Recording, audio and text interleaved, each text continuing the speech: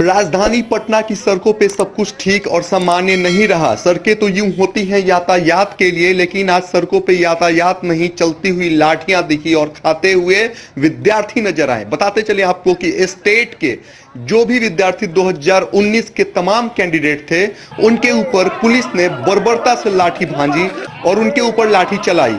बताते चले आपको कि राजधानी पटना में सीएम हाउस के समीप वीवीआईपी इलाके इको पार्क के पास ये सब कुछ मामला हुआ। अब ऐसे में लाठी चार्ज सवाल के घेरे में है, शक के घेरे में है और सब कुछ सवाल उठ रहा है बिहार सरकार के ऊपर। सबसे पहला सवाल कि अगर इस जगह पे लाठी चार्ज होनी थी तो क्यों होनी थी, किसके इशारों पे लाठी चार्ज हुई? जब विद्यार्थी यहां प्रोटेस्ट कर रहे थे तो उनको इजाजत ही क्यों दिया गया यहां पे आंदोलन करने की? शुरू के 15 से 20 मिनट तक सब कुछ सामान्य था, लेकिन देखते देखते जैसे जैसे विद्यार्थियों का हुजूम उमड़ता चला गया, दिन चढ़ता चला गया, वैसे वैसे वहां पे पुलिस की भी संख्या बढ़ने लगी और एकाएक लाठी चार्ज हो गई।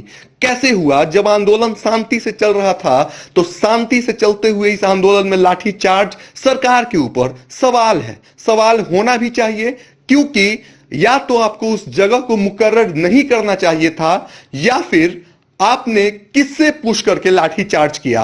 ये दो सवाल हैं। क्या इन दोनों सवालों का जवाब देश के प्रधानमंत्री के पास है? इसलिए कि विद्यार्थियों के साथ यह बर्बरता सिर्फ और सिर्फ बिहार में ही नहीं हुआ है, अपितु पूरे हिंदुस्तान में देखने को मिला है समय दर समय। बिहार के मुख्यमंत्री के सामने भी एक करारा सवाल है।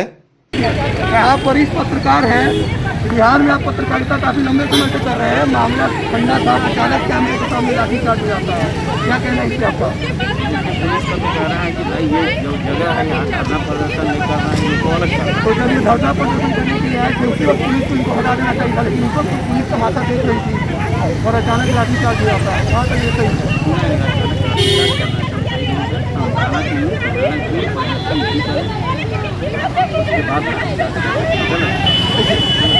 कुंदन सर ने, जैसा कि हमने देखा, हमारे संघर्ष के दिनों के सहयोगी थे, इन्होंने भी कहा कि लाठीचार्ज करना गलत है। अब आप देखिए लाठीचार्ज हुआ है, लाठीचार्ज के बाद महिलाओं का चप्पल ये देखिए महिलाओं का चप्पल है, दिखाइए काफी आ रहा है।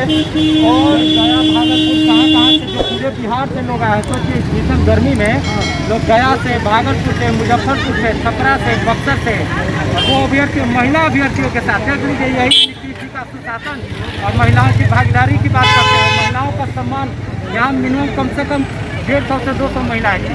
लोकतंत्र बिहार का खत्म हो गया है। बोलने पर जेल ले जाने की बात की जाती है।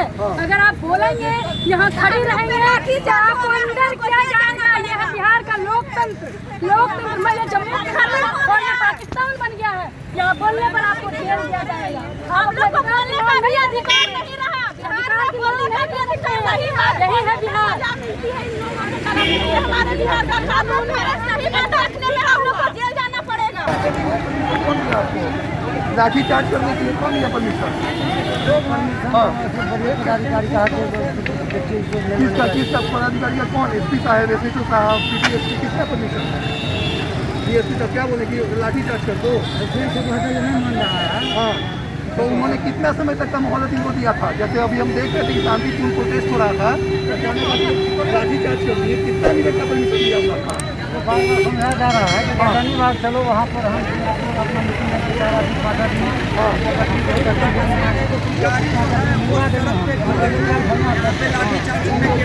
तमाम जो तस्वीरें देख सकते हैं, इसी पर एक बात नहीं जानी, इसी पर जो है किसी का इसको पकड़ लिया, इसी पर चलन हो गया, तो इसी पर लाठी चार्ज। अच्छा, अभी आदेश पर लाठी चार्ज। तो एक बात है कि जब लाठी चार्ज तो कुछ लड़की लोग हैं, कुछ महिला लोग हैं, उनको तो सोच रहेगा भयानक तरीके से, और लाठी बांधेगा तो क्या ये सही है? लोग तो अपने हक का मांग कर रहे हैं।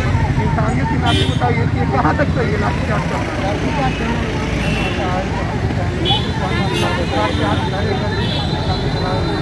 स्टूडेंट लोग हैं ना, पढ़ना चाहिए था, अपना हक रोजगार नहीं मिल रहा है, हक आगे बोल रहा है, लाठी चार्ज हो रहा है। इधर आप ये देख रहे होंगे साथ साथ खिलाड़ी को यहाँ पे रोक दिया गया, इनको यहाँ से हटा दिया गया।